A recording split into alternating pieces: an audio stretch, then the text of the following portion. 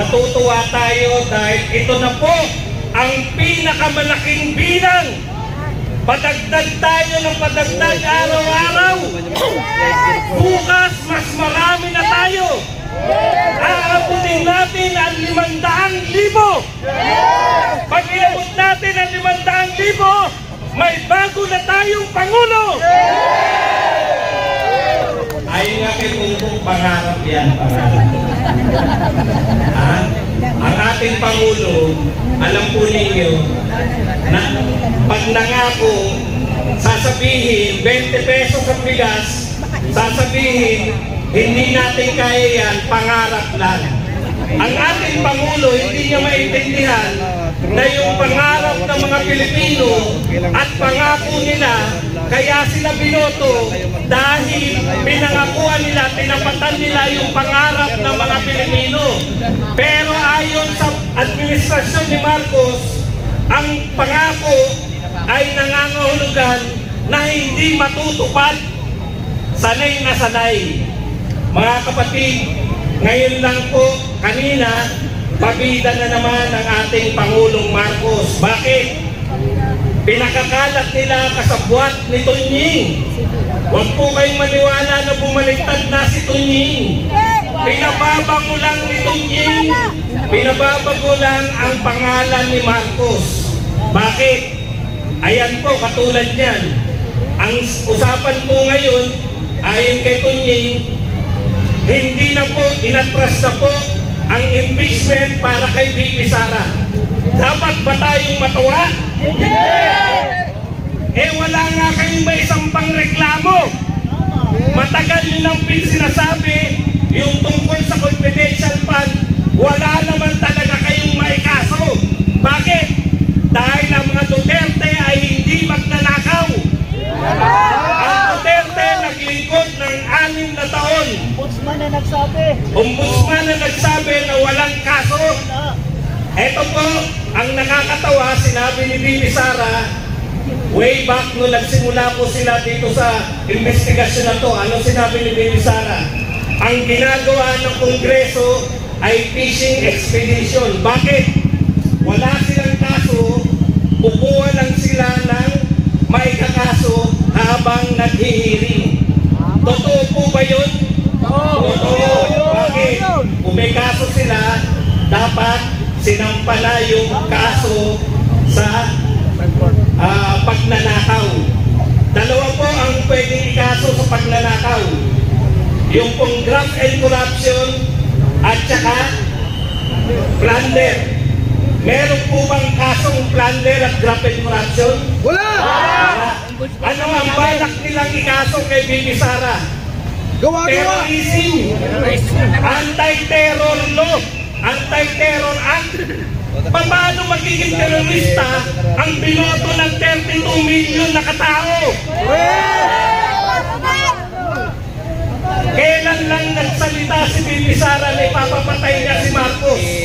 Ilang araw pa lang, wala pang 1 linggo.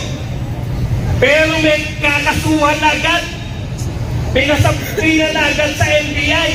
Ano ibig sabihin? Nakakuha sila ng ikakaso dahil sa kanilang ginagawang investigasyon. Pero yung iniimbestigahan nila na confidential fund, may kaso na ba? Wala. Walang kasong pagnanakaw. So malinaw na ito po ay fishing expedition. Naghihintay sila na may masabi ang mga Duterte. Naghihintay sila, imbitahin ng Duterte. Pag may nasabi, kakasuhan nila. May nasabi ba yung mga Duterte? Meron. Bakit nagsalita si Bibi Sara? Na pag siya namatay, may kinausap na siya maghiganti. Kasi may banta sa kanyang buhay. Di ba? Bakit niyo siya itinimanda sa sinabi niya na pinagtatanggol niya lang ang kanyang buhay kung siya ay mamamatay? Tsaka lang kilala na po namin kung sino po ang hinay. Kaya pala takot na takot ang Malacanang. Ang kinausap ni Bibi Sara ay si John Wick. Takot na takot. Impeachment. Atras daw ni Marcos. Bidang mabida na naman si Marcos. Wala naman kayong kinakaso, ano i-atras nyo? Natatakot. Wala naman kayong pwedeng ikaso kay Bibi Sara.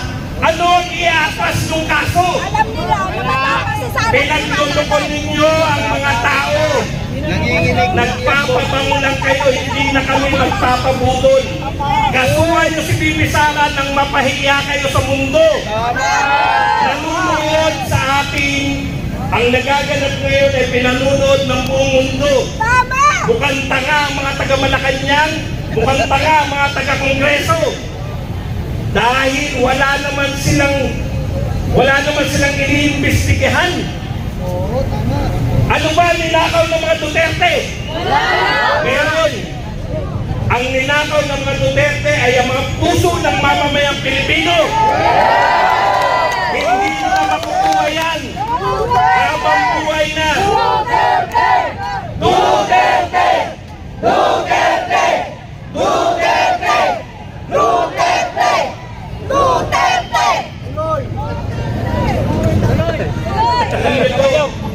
Tuwang-tuwa kami, nariyan po yung mga taga-media. Nariyan ba yung media? Wala? Wala mga bias. Nanood kami. May pinanood ako taga-Channel 7. Kami nakikiusap sa inyo na pumarehas kayo. Tama. Meron kayong hinaharas dito. Ayaw na magpakuha ng video. Kinukunan nyo pa, pinagtatawanan nyo.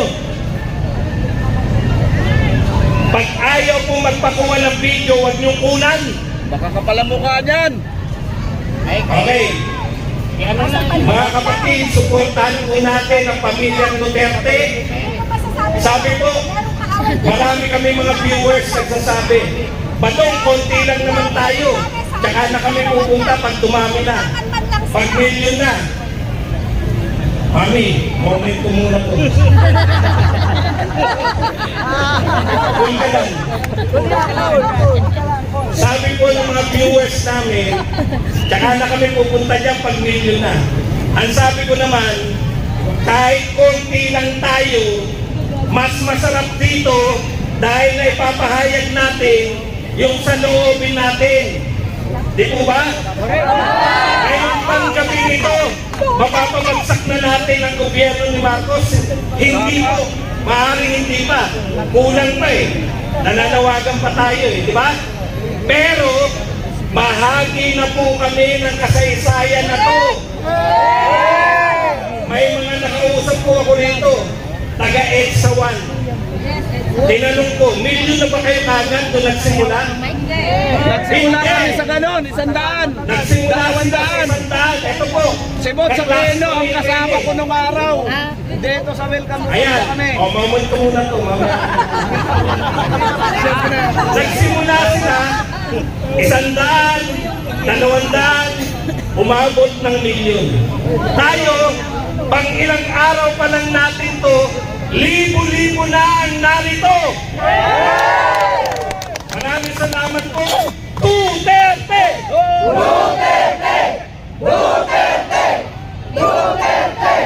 Duterte! Asan yung cellphone ko? Wala na. Binibira ka dito ah.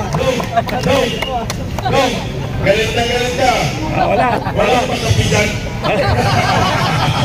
Hoy, magpakape naman kayo kay Batong. Pagkapi na kayo, pagkapi.